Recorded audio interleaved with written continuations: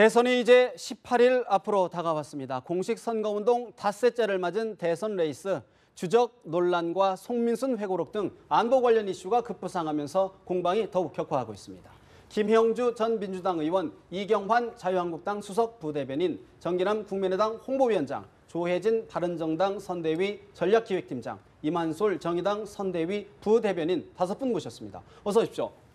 안녕하세요. 말씀드렸던 것처럼 대선 공식 선거운동이 이제 닷새째를 맞았습니다. 각 당 후보들 전쟁 같은 하루하루를 보내고 있을 것 같은데 후보들의 이야기를 먼저 듣고 본격적으로 대담 진행합니다.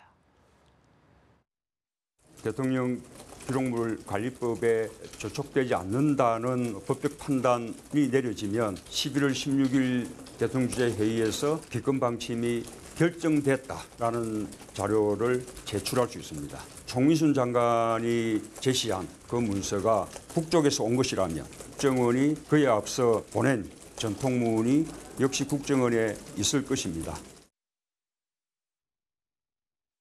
안철수 후보당이나 문재인 후보당은 선거 끝나면 무조건 합칩니다. 한번 두고 보십시오. 합당을 해야지 국정 운영이 가능합니다. 유승민 후보의 그 1, 2% 지지율이 사퇴를 하면 안철수 후보한테 가는 것으로 우리는 조사가 됐습니다. 그래서 유승민 후보하고 단일화 문제는 나는 의미가 없다고 봅니다.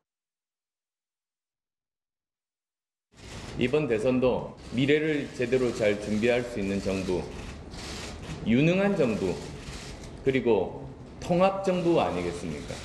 계파 정치가 뭡니까? 끼리끼리 나눠 먹는 겁니다. 뭐 저를 공격하고 있는 사람이라고 할지라도 그 사람이 정말 이 문제에 있어서만은 우리나라에서 최적임자라고 하면 그 사람 쓰겠다. 이제 그 말씀 드린 겁니다.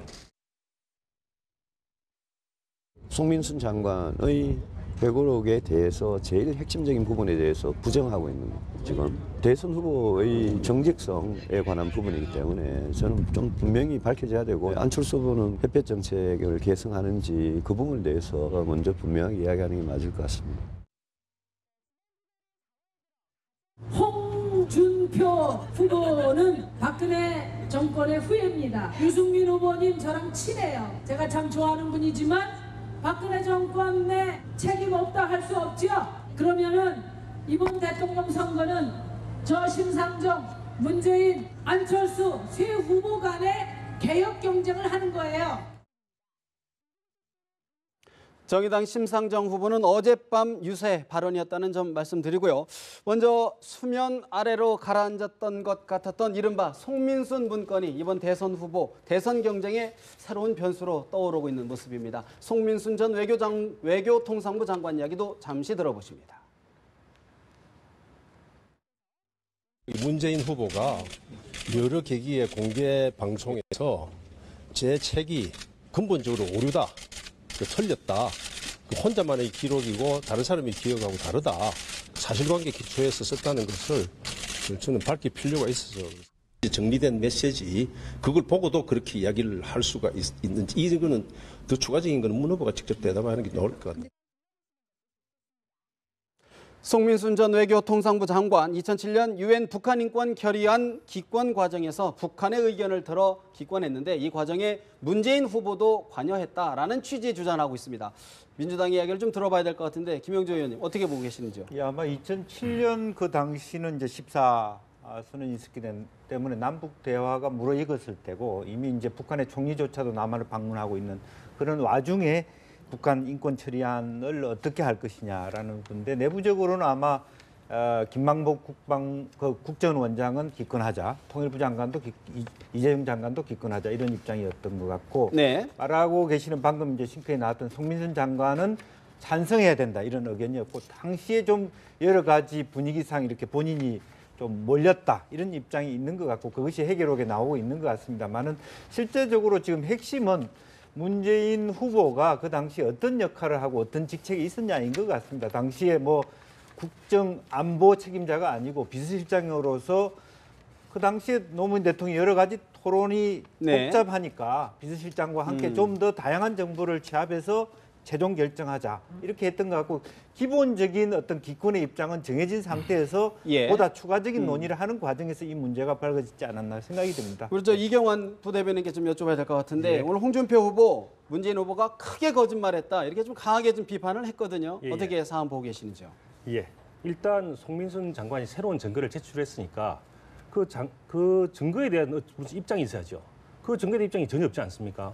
그 증거는 송민순 장관이 제시하기로는 청와대 마크까지 있어서 거의 진실에 가까워 보이고 본인이 직접 메모를 한 것이라서 사실로 받아들여지는데 예. 여기에 대한 언급은 전혀 없고 오로지 제2의 북풍 공작이다. 심지어 비열한 색깔론이다 이렇게까지 얘기를 하는데 왜 색깔론인지 이해가 되지 않습니다. 이거는 팩트의 문제입니다. 과연 그 당시에 문재인 비서실장이었을 때 그 당시에 문제가 되는 것은 송민순 장관이 이 찬성 의사표시를 했을 때 노 대통령이 문재인 현재 대통령 후보에게 비서실장 문재인 대통령 후보에게 물어보고 그 문재인 실장이 북한에 물어보고 하자라는 그게 문제인 것인데요. 예. 거기에 대한 언급은 전혀 없고 오히려 팩트에 대한 문제를 마치 무조건 비열한 색깔론으로 얘기하는 자체가 오히려 제가 보기엔 더 비열한 색깔로 덮는 것 아니냐 그런 주장인데 조혜진 의원님, 사실 이제 문재인 후보 측에서는 이게 제2의 북풍이다, 제2의 NLL 사건으로 가는 거다 이렇게 주장하고 있는데 바른정당에서는 어떤 입장으로 보고 계시는지요? 지혜북풍이라고 한다면 이거는 문재인 후보가 자초한 것 같아요. 자초한 것이다. 예, 그 본인은 북한에 물어보자고 한 적도 없었다. 그리고 실제로 물어본 적도 없다. 어제 그저께 TV 토론에서 물어본 게 아니고 그냥 그 루트를 통해서 그쪽 반응이 뭘지 한번 탐색을 해보고 그렇게 했다고 말씀하셨는데 지금 드러나고 있는 상황들은 이제 제3자의 입장에서 볼 때 저희가 뭐 직접적인 이해관계는 아니니까 볼 때 물어보자고 했던 것 같고 또 물어본 것 같아요. 예. 그 국정원에서 그쪽 북한의 답변을 들어가지고 청와대 문서로 만들어가지고 대통령에게 보고한 거 보면은 그냥 북한이 이렇게 생각하는 것 같다가 아니고 북한이 거의 전화로 아마 이야기했던 것 같아요. 말한 걸 그대로 타이핑 쳐서 대통령에게 전달한 것 같아요.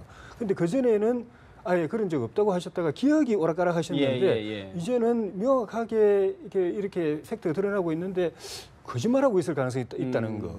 근데 왜 그렇게 그 거짓말 하느냐고 볼 때 본인의 인권 변호사를 하셨지 않습니까? 그러면 북한이 저런 인권 상태를 생각한다면 고민할 필요가 없죠. 당연히 인권 결의안 찬성해야 되는데 이걸 기권하려고 생각하는 거는 본인의 인권관이 뭔가 의심하게 만들고 그다음에 그걸 북한에다 물어본다는 거는 당사자에 물어본다는 거는 그것도 문제가 있는 것이고 더 핵심은 이제는 이게 분명하게 밝히지 않으면은 거짓말이 될 수도 있기 때문에 그거는 치명적인 지도자의 흠결이 될 수 있습니다.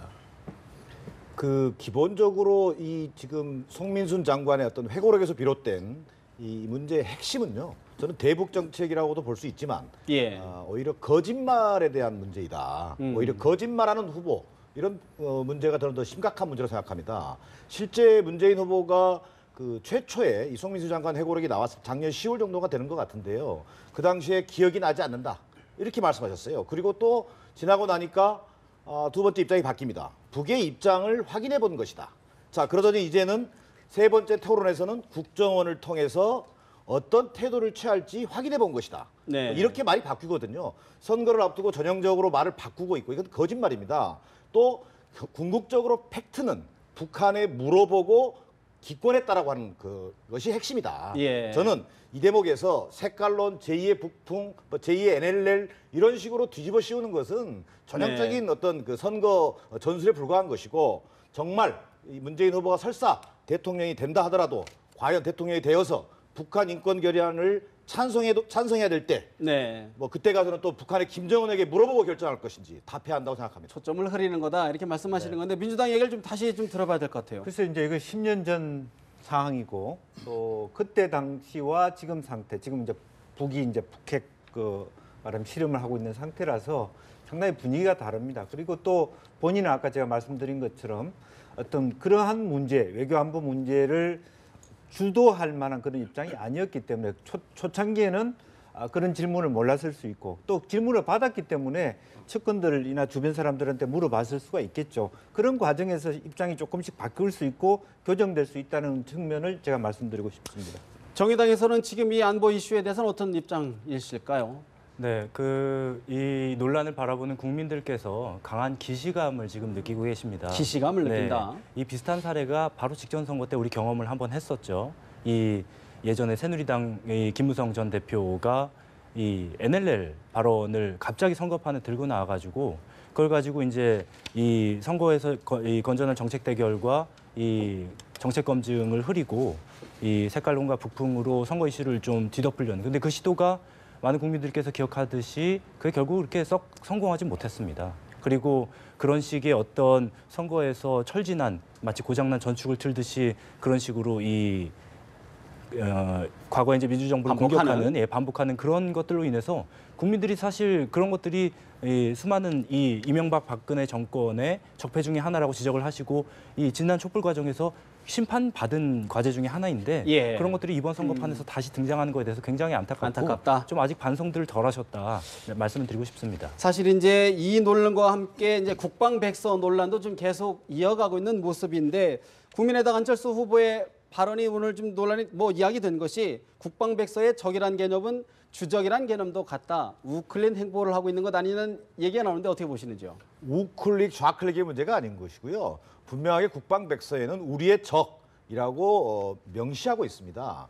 주적이냐 아니냐 이런 문제를 얘기합니다만 지금 대한민국 국민에게 북한의 김정은 군사정권은 군사정권 집단이죠. 이게 적이 아니면 누구입니까? 그러나 우리는 분명히 그런 의미에서 북한 정권은 분명히 적이지만 또 한편에 불가피하게는 남북의 어떤 한반도의 평화 체제 구축이라는 측면에서는 또 불가피하게 협상해야 될 파트너이기도 합니다. 네. 그런 어떤 문제가 담겨져 있는 것이지 그럼에도 불구하고 북한에 대한 규정은 분명하게 하면서 문제를 접근하는 것이 맞다. 저는 이런 의견입니다. 예, 그 협상하는 데 있어서 과연 상대방도 우리를 적이라고 생각하고 있는데 우리를 적으로 규정을 하고 협상하는 것이 과연 불가능하냐? 저는 생각하지 않습니다. 그것이 오히려 더 협상의 전술이자 방법이라 생각을 하고 오히려 적에게 우리 입장과 양보를 얻어낼 수 있는 좋은 방법이라 생각합니다. 예. 왜 대통령이라서 적이라고 이야기하지 못합니까? 대통령이라 적이라고 이야기하고 나서도 충분히 협상을 할 수 있습니다. 그 자체가 아마 불안한 안보관 이런 걸 반영한 것이 아닌가 싶습니다. 사실 이제 이 문제와 함께 이제 대북 송금 문제 또 햇볕 정책 계승론도 사실 맞물려 있는 것 같은데 조혜진 의원님 어떻게 보시는지요? 예, 좀 전에 주적 문제부터 먼저 좀 간단히 말씀을 드리면은 우리 주변 사강들 가운데 미국만 우리하고 동맹이고 우리를 위해서 피를 흘려줬고 나머지는 다 잠재적인 적대 행위가 있었습니다. 러시아는 공산 정권을 세웠죠. 또 중국은 6.25 때 우리 참전을 했고 참전했죠. 일본은 수도 없이 우리는 침략한 나라들이었기 때문에 언제든지 적으로 돌변할지 모르는 가상적인 의미가 있는데 그걸 넘어서는 현실적인 적이 우리 핵을 가지고 우리를 위협하는 주적이 북한이라는 것은 그건 국민들의 상식이기 때문에 그건 부인할 필요가 없는데 저는 그걸 부인하는 걸 보고서 내가 이 말하면 김정은이가 어떻게 생각할까 나중에 나를 만나줄까 이런 고민을 하는 건 아닌가 싶고 그걸 국민들이 좀 염려하는 것 같습니다. 예. 그런 측면에서 과거에 햇볕 정책이라든지 대북 송금이라든지 이런 것도 그런 양면이 있는 것인데 분명히 할 건 해야 되는 것이거든요. 대화하고 교류할 건 하더라도 통일의 밑바닥을 깔 건 깔더라도 넘어서지 말아야 될 건 넘어서지 말고 특히 안보적인 부분. 안철수 후보가 안보를 우클릭한다. 보수층을 노리는 거다, 고려한 것 아니냐 이런 시각에 대해서는 어떻게 보시나요? 그건 당연하죠. 당연하다. 그런 전략이라고 보는데 전략을 펼 수는 있습니다. 그렇지만 분명하게 하면 되는 겁니다. 북한하고 장기적으로 우리가 대화도 해야 되고 또 교류도 해야 되고 필요하면 협력도 해야 되고 통일로 나아가야 된다. 그렇지만 당면한 또 다른 현실은 엄정하게 북으로부터 핵 위협을 받고 있고 민족 말살 괴멸의 위협을 받고 있으니까 이 부분에 대해서는 절대 용납 못하고 선제 공격이든 전술핵이든 뭐든 간에 사드든 뭘 통해서라도 우리 국민들 보호하겠다라고 명확하게 이야기해 주면 되는 겁니다. 안철수 후보의 전략이 아니고요. 안철수 대표의 정체성입니다. 정체성이다. 자, 안철수 대표의 어떤 안보관은 기본적으로 자강 안보를 틀로 하고 또 어떻게 보면 한미 동맹의 어떤 공고한 어떤 토대를 바탕으로 한반도의 평화 체제를 구축하자라는 어떤 자기 나름의 어떤 소신과 안보관을 가지고 있는 겁니다. 지금 햇볕 정책 문제도 제기됐습니다만 지금 햇볕 정책의 철학과 원칙이 잘못된 것이냐? 저는 그렇게 생각하지 않습니다. 햇볕 지금이 대북 제재 국면이기 때문에 이 시기가 지나면 또 대화와 타협이라고 하는 우리 나름의 어떤 평화적인 어떤 접근이 또 필요한 시기가 될 겁니다. 그러면 다시 햇볕 정책 시즌 2가 저는 만들어질 수 있다고 보는 겁니다. 그런 어떤 철학을 이해하는 것이 맞다. 저는 이렇게 생각합니다. 제가 좀 거듭해서 지적을 좀 드리고 싶은데 주적이 맞냐 아니냐 이런 어떤 논란 이런 것들이 사실 자유한국당 홍준표 후보는 그렇게 나올 걸로 사실 이미 모든 국민들이 예상을 했습니다. 당연히 그럴 것으로 생각을 했고 안철수 후보 같은 경우는 요즘 좀 지지율이 떨어지니까 그 보수표를 좀 얻어보려고 그렇게 나오는 걸로 저희가 이해가 됐는데 전 사실 우리 저 유승민 후보 쪽에 좀 여쭙고 싶어요. 네. 아니 저 새로운 보수를 한다고 이렇게 좀 나오셨는데 지난 저 그 대선 후보 토론에서도 아니 그 첫 번째로 던진 질문이 주적이냐 아니냐 이 좀 옛날 모습 이 구보수의 모습을 좀 여전히 버리지 않으신 게 아닌가. 뭐 저는 좀 옛날 버릇을 못 버리니까 계속해서 지지율이 네. 좀 안 오르는 것이고 이 홍준표 후보랑 전혀 차별성이 없는 거예요. 국민들이 볼 때는 가령 이제 홍준표 후보가 그런 거 관련해서 좀 뭐라고 할 때 아니 오히려 저 유승민 후보가 거기에 대해서 강하게 좀 반박하고 이러면은 네. 국민들이 진짜 새로운 보수가 탄생을 했구나라고 좀 돌아봐주고 그때서야 좀 지지율의 변동이 있을 바른정당의 이야기를 건데. 짧게 들어보고 질문 추가드리겠습니다. 그러겠습니다. 국민의 생명과 재산 또 행복 이게 걸려 있는 안보 문제라는 거는 여야가 없고 진보 보수도 없다고 우리 저 야당 후보들도 지금 말씀하셨습니다. 네. 그거는 모든 국민이 다 똑같이 느끼고 있는 부분이기 때문에 그 부분에 있어 가지고 그 부분을 좀 애매하게 하고 모호하게 하고 하는 것이 진보고 새로운 보수인 양 생각하신다면 그거는 국민의 기대에 어긋나는 겁니다. 그 부분은 예외가 없습니다. 그렇지 않고 그 이외에 그러면서도 또 북한하고 장기적으로 우리가 통일을 지향하고 또 그걸 위해서 필요할 땐 대화도 해야 된다는 그 부분은 유승민 후보도 인정하는 것이기 네. 때문에 그걸 가지고 새로운 보수냐 옛날 보수냐 이렇게 판단하는 건 저는 아니라고 봅니다. 좀 다른 각도에서 보면은 안철수 후보는 사실은 그 질문 자체에 국방백서의 주적이라고 적혀 있다 이렇게 말씀하셨고 더 심각한 것은 토론이 끝나서 확인도 안 된 상태에서 그 다음 날 방송 기자 토론회 때 또 같은 비슷한 말씀을. 근데 그것은 옆에서 주변에서 정리도 안 되고 지금 현재 국방백서에는 2004년에 빠졌고 2010년도에 우리의 적이라고 돼 있고요. 또 그리고 난 다음에 실적 2020일 날 토론회도 보면 실컷 주적 얘기가 하고 마지막에 아차 싶다 싶어서 이제 겨우 대화의 파트너라고 얘기하는 것인데 예. 기본적으로 저는 그 햇볕 정책의 공과 과에 있어서도 과연 안철수 대표의 후보의 정체성이 무엇인지 잘 모르겠습니다. 실제적으로 사드 문제와 더불어서 말하자면 주적에 대한 문제가 나오는데요. 물론 국군 통수권자라서의 대통령은 주적관, 즉 적대감, 네. 북한과의 현실적인 어떤 입장이 있어야 되죠. 그러나 대화 상대로서의 북한을 보는 그런 입장들이 같이 필요하다는 것이 왜 문제가 되는지 철학의 문제다 있다. 그런 말씀이신데 2016년 국방백서는 분명히 북한 정권과 북한군은 우리의 적 이렇게 규정되어 있고요. 이미 민주당도요. 오래전부터 국방백서의 주적과 적의 표현의 차이가 없다. 이렇게 얘기해 왔습니다. 2010년 12월 28일 우리 민주당 이춘석 대변인께서 서면 브리핑을 통해서도 주적과 적의 무슨 차이가 있는지 모르겠다. 이런 취지의 말씀도 하셨어요. 우리의 주적이 북한이다 아니다. 네. 그 남북이 대치 중인 거를 전 세계도 다 알고 해외 동포도 다 알고 있습니다. 그 말로만 떠드는 게 중요한 게 아니라 지금 그거 할 시간에 오히려 방산비리 잡는 거가 더 중요한 거예요. 사실은 이게 북한과는 이제 겉으로 웃고 대화를 해도 예. 우리가 만반의 안보 태세를 갖추고 있는 것이 그게 더 중요한 것이고요.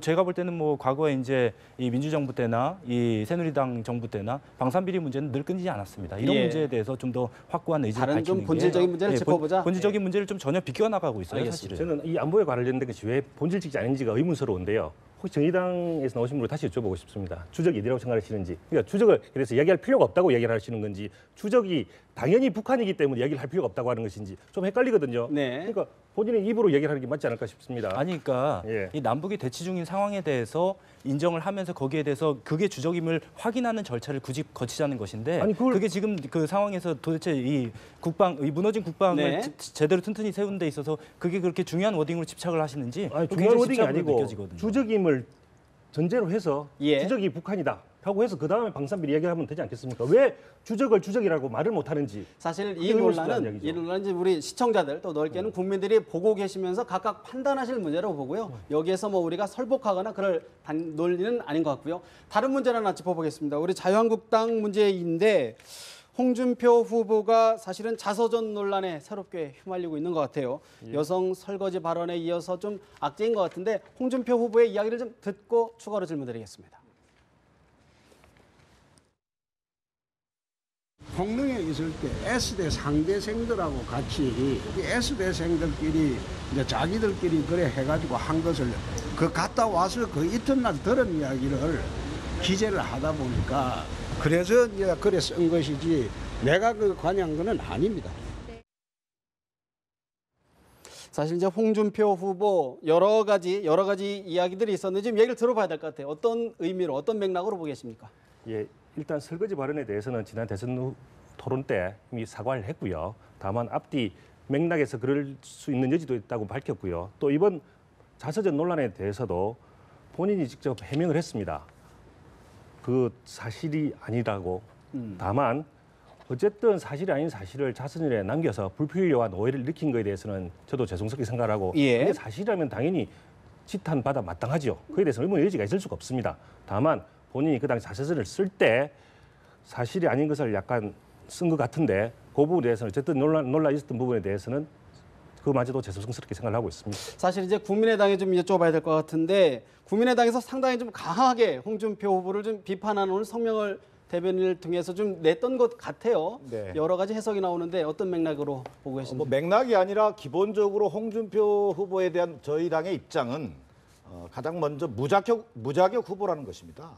이를테면 탄핵에 박근혜 대통령 탄핵에 반대했던 어떤 세력을 대표하는 후보이고 두 번째는 홍준표 후보는 불법 정치자금을 고인이 된 서완종 씨로부터 1억 원을 수수받은 혐의로 1심에서 실형을 받고 물론 항소심에서 무죄가 됐습니다만 아직 대법원의 어떤 판결을 기다리고 있는 그런 어찌 보면 범죄 사실이 있습니다. 거기다가 이번에 또 제기된 이른바 어찌 보면 뭐 성폭행 자백범 또는 뭐 강간미수 공동정범 뭐 이런 어떤 법률적 용어가 논란이 될 수 있을 텐데 논란까지도. 그런 논란조차도 이게 우리 선거법 위반 전과를 포함해서 과연 홍준표 후보가 보수 세력을 대표하는 후보로서의 자격이 있는 것인지 근본적인 회의가 된다. 이건 오히려 건전한 보수 세력의 어떤 후보라는 어떤 그 가치를 스스로 떨어뜨리는 이런 어떤 후보로서의 지금 모습을 보이고 있다. 또한 여성 설거지 발언 같은 경우는 지극히 시대착오적인 발언이면서 또 여성 폄하 발언이기도 하다. 이경환 이런 부분을 부대변인 강조합니다. 반박 듣고 추가로 질문드리겠습니다. 길게 이야기하지 않겠습니다. 네거티브에 가깝기 때문에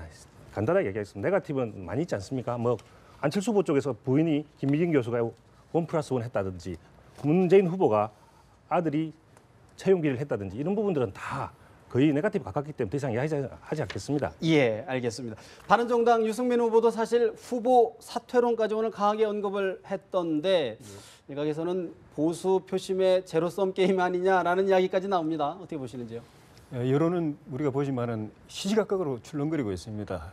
5월 9일 투표한 미뤄볼 때까지는 정말 알 수 없는 상황이기 때문에 누구든 자기의 노선과 방향과 정책과 대안이 이 시대를 위해서 필요하고 나라를 위해서 필요하다고 생각한다면 소신을 가지고 어떤 어려움이 있더라도 끝까지 꿋꿋하게 가야 되고요. 특히 보수 같은 경우는 이번에 탄핵을 통해서 거의 막장까지 내려와 버린 상태이기 때문에 이번 대선을 통해서 다시 회생을 해야 되기 때문에 새로운 보수의 모습을 국민들 앞에 분명히 보여주고 그걸 대선 과정에서 각인시키는 것이 보수의 미래를 위해서 꼭 필요하다고 생각이 들고 그리고 그런 측면에서 보면은 뭐 당 안팎에서 이런저런 뭐 후보 단일 호환이 뭐 여러 이야기들이 있는데 일단은 그 당사자들이 지지율이 그만큼 올라가야 되고 그리고 서로 나중에 어떻게 하든 간에 그것이 시너지 효과가 돼 있어가지고 손을 잡았을 때 보수끼리 손을 잡든 중도끼리 손을 잡든 그것이 큰 덩어리가 돼가지고 국민들이 바라는 대선 결과를 가져올 수 있을 때 그런 걸 하는 것이 지지 그런 전제 없이 그냥 기계적으로 뭐 단일화 어떻게 하자 연정 어떻게 하자고 하는 거는 국민 뜻에도 안 맞고요.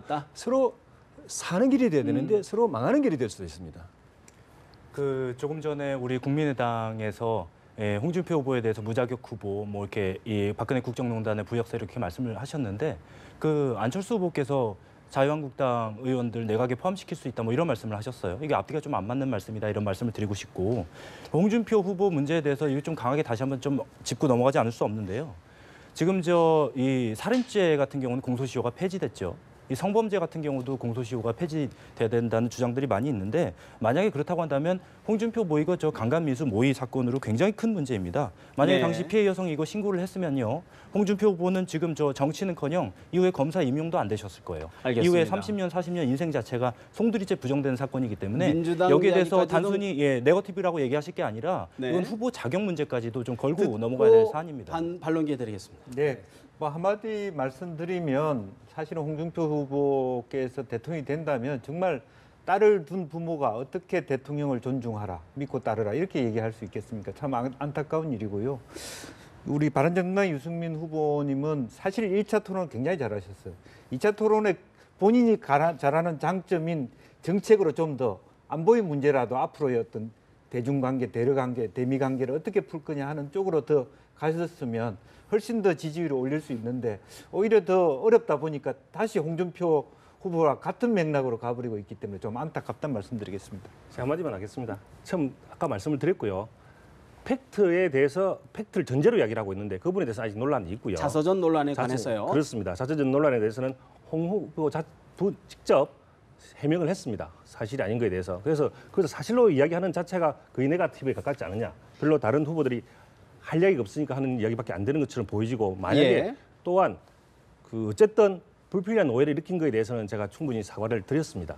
알겠습니다. 사실 이제 오늘 또 하나 짚어봐야 될 부분이 오늘 이제 여론조사 기관인 한국갤럽 여론조사를 보니까 일단 눈에 띄는 게 양강 구도인데 격차가 좀 벌어지는 모습이에요. 국민의당 이야기를 좀 듣고 싶은데 어떤 여론조사가 절대 수치는 아닌데 여론의 이런 반응에 대해서는 어떻게 인식하고 계시는지. 그 여론조사의 조사 방식 또 뭐 유무선 전화 뭐 DB의 어떤 활용 방식에 따라서 조사 결과들이 많이 좀 차이가 있습니다.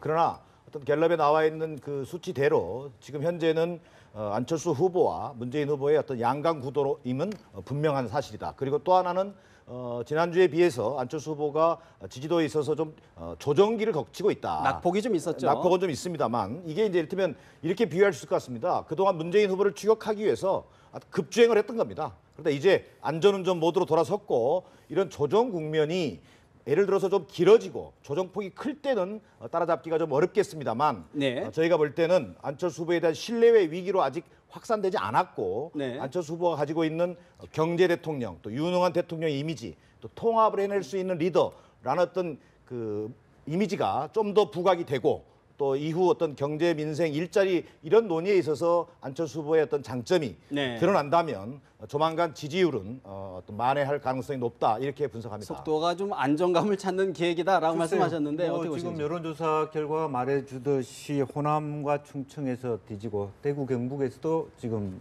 홍준표 후보에까지 지지는 안철수 후보입니다. 실제로 집토끼가 있는 줄 아는데 사실 집토끼가 없어요. 본인 스스로가 토론을 하면 할수록 기본적으로 지난번 유승민 후보가 한일 위안부 문제 관련해서 답을 할 때 안철수 후보가 그때는 정부가 없었다. 이렇게 역사의식도 없다. 그리고 실제로 햇볕 정책에서 공도 있고 과도 있다. 이렇게 사실은 무엇을 지지하는 말하자면 민주주의를 지지하는 후보인지조차도 알 수 없는 그런 정체성의 혼란이 이러한 여러 가지 문제로 왔다. 왜냐하면은 호남에서조차도 안철수 후보가 문재인 후보를 이길 수 없다면 지금은 이제 그런 거죠. 이길 수 없는 게 기정사실화 되면 굳이 홍준표는 유승민이나 우리 제대로 된 보수 후보를 지지하지 않을 이유가 있냐 이런 측면이 이 내용 속에 담겨 있다 그렇게 봅니다. 짧게 말씀드리면요. TV토론에서 비춰진 모습이라기보다는 TV토론의 후폭풍인 것 같습니다. 토론을 평가하는 어떤 여론 이런 것들의 어떤 그 측면에서 안철수 후보가 좀 약간 지지율에 다소 영향을 좀 받은 측면이 있고요. 또한 어떤 안철수 후보의 지지율은 고공 어떤 추격을 하다가 결국은 이제 우리 당이 가지고 있는 어떤 조직력의 취약, 뭔가 이 지지율을 담아내는 그릇이 좀 상대적으로 아주 좀 부족한 데서 있는 측면이 있다. 그러나 앞서 말씀드린 것처럼 가장 넓은 어떤 스펙트럼을 가지고 있기 때문에 보수, 진보, 또 중도 성향의 어떤 그 유권자들로부터 폭넓은 지지를 받고 있기 때문에 지지율 회복에는 큰 문제가 되지 않을 것으로 본다. 또 하나 이제 눈에 띄는 게요. 사실 이제 이번 여론조사 보니까 대구 경북 지역에서 자유한국당 홍준표 후보의 지지율이 굉장히 급상승한 모습이 좀 눈에 띄는 대목이거든요. 부 대표님 어떤 의미로 보시는지요? 그 보수 민심이 아직까지 최종 안착지를 찾지 못하다가 이제 드디어 최종 안착지를 찾아가고 있는 과정이라고 보고 있습니다. 최종 안착지다? 그렇습니다. 그 이전에 반기문 내지는 안희정 내지는 안철수 후보까지 갔다가 이제 최종적인 보수의 민심은 결국 보수를 찍을 수밖에 없는 거 아니냐. 지금 이 수치가 드러나고 있다고 볼 수 있습니다. 굳이 안철수 후보 쪽에서는 양강이라고 얘기를 하지만 이미 3강이 되는 단초는 시작됐다고 보고 있고 어느 시점이 되면 골든 크로스가 일어나서 다시 양강 홍준표 후보와 문재인 후보의 양강이 될 거라고 저희들은 추측하고 있습니다. 안철수 후보를 넘어서 갈 수도 있다? 그렇습니다. 그 근거는 바로 그 숨어있는 보수의 표가 지금 나타나기 시작했다는 것이죠. 지난 재보선 이후로부터 나타나기 시작을 했고 샤이 보수들은 분명히 존재하고 그 샤이 보수들이 자기 힘을 드러낼 것이다. 이런 과정에서 아마 그 저희 당을 지지하는 많은 분들이 그동안 저희들의 어떤 많은 과오 때문에 뭐 직접적으로 나서지를 못하다가 이제 새로운 저희들의 노력 이런 것들이 보여지면서 아마 네. 다시 돌아오지 않을까 싶습니다. 보수 연대론, 보수 중도 연대론과도 좀 맞물려 있는 이야기 같은데 조혜진 의원님 어떻게 보시는지요? 예, 보수의 최종 안착지는 유승민이 될 것이라고 그렇게 믿으시면 될 것 네. 같고요. 보수가 분명한 경제관이 있습니다. 분명한 안보관이 있습니다. 복지에 대해서 분명한 입장이 있습니다. 무상복지냐, 선별복지냐 이런 거 포함해가지고 그런 분명한 가치관과 노선이 있음에도 불구하고 지금 보수가 아니라 좀 전에 말씀하신 것처럼 이전에서 안철수 후보까지 가 있는데 그거는 결국 그 문재인 후보를 이길 대안을 찾아서 거기까지 갔는데 최근에 여러 가지 모습들이 TV 토론회 이런 데서 안철수를 과연 이길 수 있을까? 그 문재인을 과연 이길 수 있을 것인가에 대해서 약간 그 의문이 드는 그런 모습이 있었고 특히 우리가 밀어져서 대통령이 됐을 때 이 어려운 나라를 이끌어갈 그런 강인한 리더십이 있을까 하는 부분에 대해서 약간 또 네. 걱정하는 것들이 또 영향을 줬고 또 그 대안이 자유한국당에서는 홍준표 후보다라고 예. 이야기를 하는 데에서는 어떻게 보십니까? 당연히 유승민이죠. 당연히 유승민이다. 예, 좀 전에 또 하나는 보수가 마지막까지 양보할 수 없는 안보관이라든지 이런 부분에 대해서 1차, 2차 토론에서 안철수 후보가 표를 지키기 위해서 그랬겠지만은 굉장히 모호한 입장을 보여줘서 햇볕 정책도 그렇고 뭐 대북 송금도 그렇고 뭐 공도 있고 과도 있다. 그러니까 보수는 그렇게 생각 안 하거든요. 큰 법적으로 단죄를 받았고 정치적으로 단죄를 받았기 때문에 다시 그런 정책이 돼서는 안 된다고 생각하는 보수의 입장하고 너무 상당히 괴리가 가버려가지고 거기서 좀 이제 동요가 있는 것 같아요. 예. 저는 그 양강구도라는 말 자체가 애초에 허상이었다라는 말씀을 좀 드리고 싶습니다. 이게 좀 작전 세력 비슷하게 일부 언론과 이 정치 기득권 세력들이 양강구도를 허상처럼 만들어냈던 것들이 그게 좀 이제 조정이 되고 있는 과정이라고 보고 있고요. 공식 선거운동이 시작되고 나서 가장 유의미하게 봐야 되는 것은 현재 좀 지지율이 오르고 있는 후보가 심상정 후보하고 문재인 후보 둘밖에 없습니다. 다른 후보들은 다 지지율이 제자리거나 우리 안철수 후보 지지율 떨어지고 있고요. 홍준표 후보도 마찬가지로 지지율 떨어지고 있고 그래서 네. 문재인, 심상정 두 후보만이 지지율이 지금 계속해서 오르고 있는 것이 이것이야말로 이 진정한 좀 개혁 경쟁이다라고 저희는 좀 힘줘서 말씀드리고 사실 싶습니다. 좀 하나 좀 질문을 드려야 될 부분이 오늘 정우택 한국당 대표 권한대행이 바른정당에서 7명에서 8명 정도의 의원이 복당을 희망하고 있다는 것을 알고 있다. 이런 이야기를 했어요. 어떻게 보십니까? 뭐 제가 직접 듣지는 못해서 잘 모르겠는데 어쨌든 충분히 가능성이 있는 이야기이지 않습니까? 가능성이 있는 이야기다. 원래 보수는 한 뿌리인데다가 당연히 바른정당이 생길 때부터 반기문 때문에 간 요소들이 많이 있기 때문에 반기문 씨가 네. 후보를 사퇴했으니까 후보를 안 나오기로 했으니까 불출마를 했으니까요. 아마 다시 돌아오지 않을까 싶습니다. 제 이야기는 사실은 바른정당이 자유한국당에서 나온 직후부터 나왔던 이야기, 심지어 실명까지 나왔는데 지금까지도 한 번도 현실화된 적이 없는 일입니다. 지금 우리 후보가 지지율이 아직까지 이제 제대로 떠오르지 않으니까 저런 이야기도 다시 나오는 것 같은데 네. 저는 국민들이 봐도 상식적으로 봐도 저건 있을 수가 없는 일이죠. 있을 수 없는 일이다. 예, 그럴 것 같으면 나올 이유가 없죠. 사실 우리 김영주 의원한테 하나 좀 질문을 드려야 될 부분이 이제 이런 부분들이 결국은 선거 막판에 중도 보수의 어떤 단일화, 연대가 되면서 막판 선거판 자체가 바뀌는 것 아니냐. 양강, 삼강 이런 시선이 나오는데 부서 어떻게 보시는지요? 저는 어쨌든 투표 용지를 찍기 전에 그런 여러 가지 흐름들이 있을 수 있습니다. 현실적으로 선거 비용, 바른정당 같은 우리가 대충 509억 중에서 실제로 쓰는 돈이 한 400억이라고 했을 때 450억 정도로 했을 때 바른정당 63억 정도의 돈을 가지고 나머지 언제 한 100억 정도 규모로 선거를 하시겠습니까? 아마 200억 정도로 하시겠습니까? 여러 가지 어려움들이 있을 수 있고 네. 또 그런 것 하다 보니까 공식적으로 사실은 너무 뼈아프게 열심히 뛰는 유 후보에게 당에서 뒤에서 왜 나가려고 하냐 이렇게까지 하는 참 안타까운 모습들이 있는데 그런 여러 가지가 말하자면 보수 지지자들의 힘에 의해서 어떤 결과가 나올 수 있을지 모르겠습니다. 그러나 저희들이 봤을 때는 사실은 진보 대 보수가 제로섬입니다. 네. 큰 문재인 후보의 대세론에 영향을 미칠 것 같지는 않다. 않을 것 같다.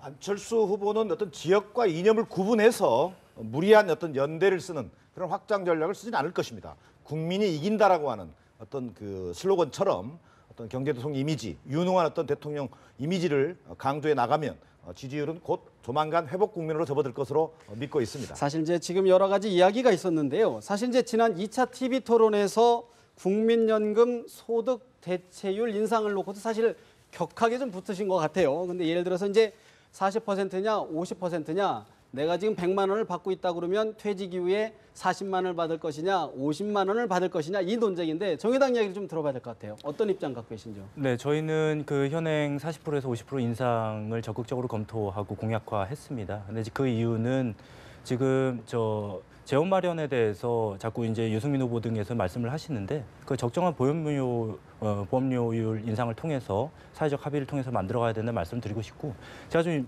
이 방송을 시청하시는 시청자분들께 꼭 드리고 싶은 말씀이 있습니다.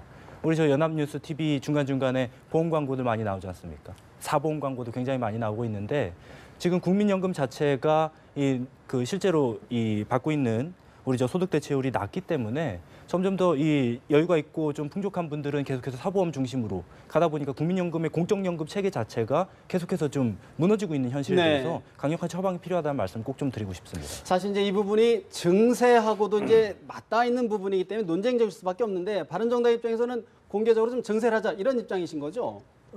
아니요.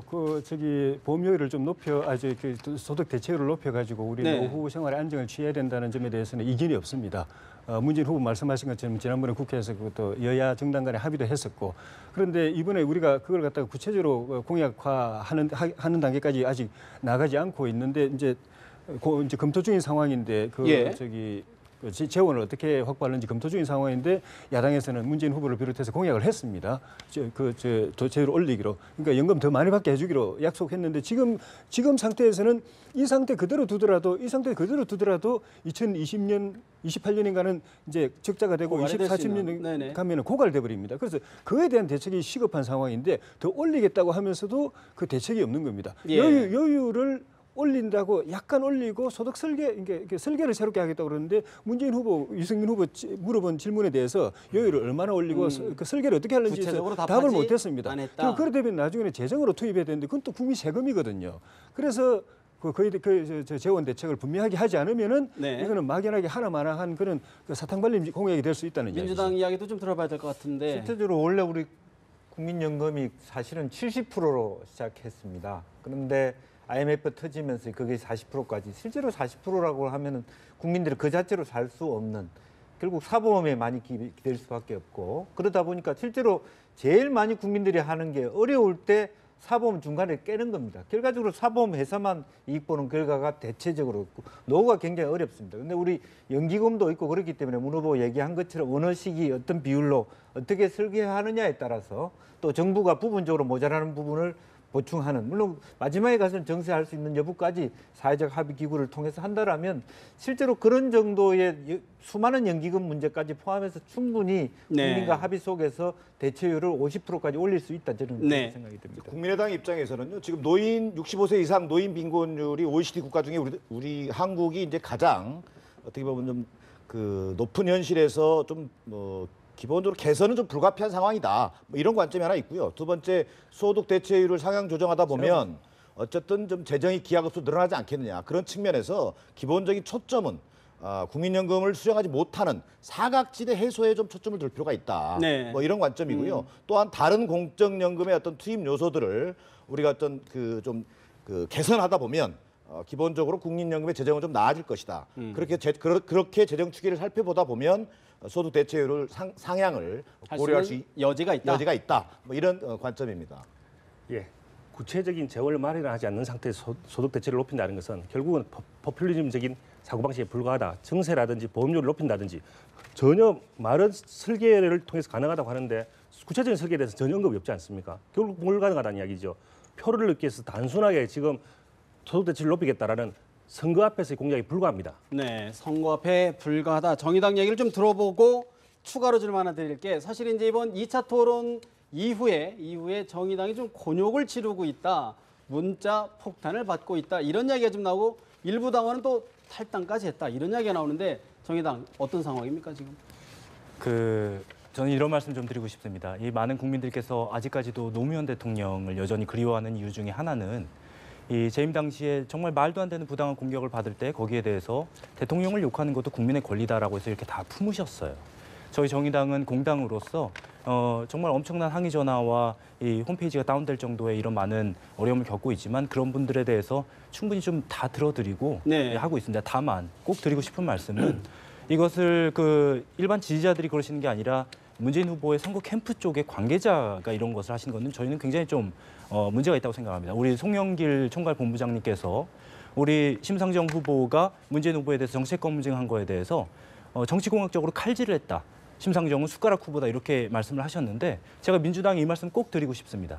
정의당 심상정 후보는 기호가 5번입니다. 1-4가 아닙니다. 알겠습니다. 사실 또 문자가 가는 것 아닌가 좀 염려스러운 측면도 있는데 우리 김 의원님 어떤 입장이신지요? 그렇습니다. 뭐 심상정 후보 무조건 문재인 후보 편을 들어야 될 필요가 없고 또 각자의 자기 노선이 다른 거죠. 다만 이제 그 내부 논란 속에는 물론 그 안에 이제 정의당 안에는 참여계라는 당원들도 있어서 노무현 김대중 대통령의 정신에 대해서 굉장히 존중하는 분들이 많아서 그런 부분인데 마치 말하자면 김대중 노무현 시대가 말하는 노동계약 혹은 여러 가지 복지가 후퇴되었던 그런 시대처럼 그리는 것은 좀 과하다. 그런 프레임을 씌우는 건 좀 섭섭하다. 이런 입장이 있었던 것 같고요. 네. 그래서 질문할 것은 질문하지만 실제로 김대중 대통령이 IMF 때문에 할 수 없었던 복지 부분도 있었지 않았느냐. 그리고 또 노무현 대통령의 그 노동 정책 자체가 완전히 다 그 노동계하고 전혀 다른 정책이었냐. 이런 부분에 네. 대해서는 조금 더 따뜻하게 봐줬으면 좋겠다. 그런 말씀드리겠습니다. 문재인 후보께서 주적 발언을 절대 안 하셨거든요. 그런데 문재인 진영은 주적이 너무 많아요. 안철수도 주적, 박지원도 주적, 김종인도 주적, 박영선도 주적 다 쫓아내고 네. 같은 당 안에서 경선하면서 또 안희정, 이재명한테도 그 문자 폭탄 날리면서 그 주적.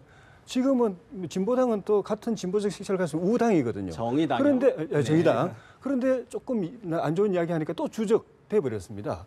그것 때문에 이 좋은 그 민주당 입장에서 문재인 후보 입장에서 볼 때는 이 탄핵 시국에 정권 교체 바람이 일치 시기에 지금 확신을 못하는 거예요. 네. 집권을 확신을 못하고 그 때문에 나머지 진영이 이쪽에 다 모여 있는 겁니다. 만약에 이런 좋은 문재인 후보 입장에서 볼 때 이런 좋은 여건에서 당선이 안 된다면 그거는 이 패권 때문에 그런 거고 만약에 되더라도 이 패권을 못 고치면 네. 나머지 다 주적으로 돌리는 이런 패권을 못 고치면 그 정부는 오래 못 갑니다. 그걸 그 문재인 후보 그 진영이 꼭 명심해야 됩니다. 의원님 말씀은 제가 다르게 바뀌었거든요. 지지자들이 너무 과잉스럽다는 것은 사실은 저희들도 곤혹스러운데 다만 이 문제의 핵심은 그런 어떤 그 정의당의 심상정 후보의 그 토론의 결과에 따라서 정의당 안에 당원들의 탈당 사태가 있었다는 것으로 좀 봐주시면 좋겠습니다. 기본적으로 저는 그 촛불 집회에 참여했던 전인권 가수를 놓고 적폐 가수라고 합니다. 또 민주당에 오랫동안 몸담았던 동료 의원이 탈당하니까 적폐 세력이라고 합니다. 이런 편가르기, 패권 이런 정치가 어디가 있습니까? 저는 국민들이 기본적으로 심판하실 거라고 봅니다. 문재인 후보 바로 옆에 있는 적폐 세력이 문제입니다. 어떻게 보십니까? 자유한국당에선.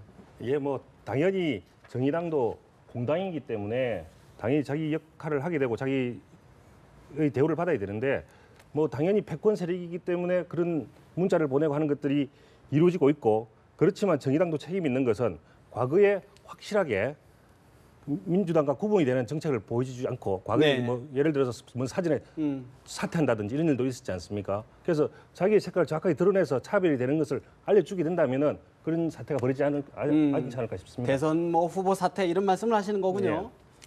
그 후보 사퇴 문제 관련해서는 저희가 지속적으로 결선 투표제를 제기를 해왔는데 결선 투표제를 제일 막았던 게 바로 새누리당이었죠. 그러니까 그런 양당 중심의 기득권 정당 중심의 선거제도, 정치제도를 그동안 독점해 오면서 정의당이 불가피하게 사퇴했던 부분에 대해서 공격하시는 것은 어불성설이라는 네. 말씀드리고 짧게 한 말씀만 더 드리면 네. 사실관계를 좀 말씀드려야 될 부분이 있습니다. 어제 일부 정의당의 당원들이 탈당한 부분들이 있지만 오늘 제가 오기 전에 확인을 했습니다. 다시 또 입당 행렬이 줄을 잇고 있다는 네, 말씀을 꼭 알겠습니다. 강조해서 드리고 싶습니다. 결선 투표 관련해서는 새누리당만이 그런 것이 아니라 그 당시에 다른 야당도 같이 했던 겁니다. 알겠습니다. 정확하게 얘기를 하셔야죠. 지금 이제 시간이 저희가 많이 남지 않았기 때문에 이제 내일 모레 3차 TV 후보 토론회가 있는데 많은 국민들 사실 조기 경선이다 보니까 관심이 있는 것 같아요. 10초씩 마무리 발언 드리고 대담 마무리하겠습니다. 먼저 김 의원부터. 예, 마치 문재인 후보가 굉장히 그런 그 뭐랄까 주변에 대해서 폐쇄적인 것처럼 보이는데 제가 보기에는 사실 안철수 후보가 훨씬 더 심한 것 같습니다. 내가 얘기하면 당론이다. 내가 당의 창업주다. 마치 이런 네. 그 논리라고 하는 것은 현재 사드 당론도 결정하지 못하면서 그렇게 가는 것 자체가 실제로 보면 네. 소통도 안 되고 실제로 마인드 자체로서는 신자유주의적 입장을 취하고 알겠습니다. 있다. 그런 생각이 듭니다. 예, 지금 그 많은 국민들이 절반은 보수적인 사고를 가지고 있습니다. 지금 현재 보수의 위기, 보수의 괴멸을 이야기하고 있는데요. 저희 당이 힘겹게 싸우고 있습니다. 2대1로. 그래서 아마 우리 보수를 응원해 주시는 분들이 아마 자각을 해서 저희들에게 힘을 실어주지 않을까 싶습니다. 네. 다음 토론에는 경제, 민생, 일자리 유치를 가지고 치열하게 토론하는 대선 후보들을 보고 싶습니다. 국민의당 안철수 후보는 통합을 이뤄낼 수 있는 진정한 후보, 또 경제를 살릴 수 있는 대통령 후보임을 적극적으로 부각시켜 나갈 계획입니다. 초단기 대선이어서 민심이 계속 출렁거리고 있는데 정권 교체냐 아니냐로 갔다가 문재인이냐 반문재인이냐로 갔는데 최종적으로 투표를 다가오면 결국은 이 위기의 나라를 구할 능력과 리더십을 가진 사람이 누구냐 쪽으로 갈 텐데 TV 토론이 그걸 제대로 이제 그 국민들이 판단할 수 있게 도와주고 있는 것 같습니다. 그래서 결국은 19대 대선의 최종 승자는 유승민이 될 것이라고 생각합니다.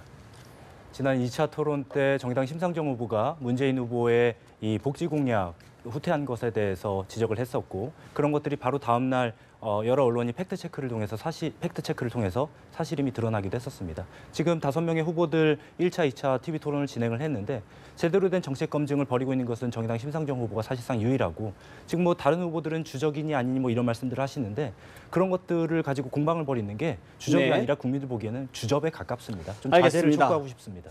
오늘 대담 여기서 좀 맞춰야 될 것 같은데 김형주 전 민주당 의원, 이경환 자유한국당 수석 부대변인, 정기남 국민의당 홍보위원장, 조혜진 바른정당 선대위 전략기획팀장, 이만솔 정의당 선대위 부대변인과 함께 전국 상황 또 대선 상황 짚어드렸습니다. 오늘 말씀 잘 들었습니다.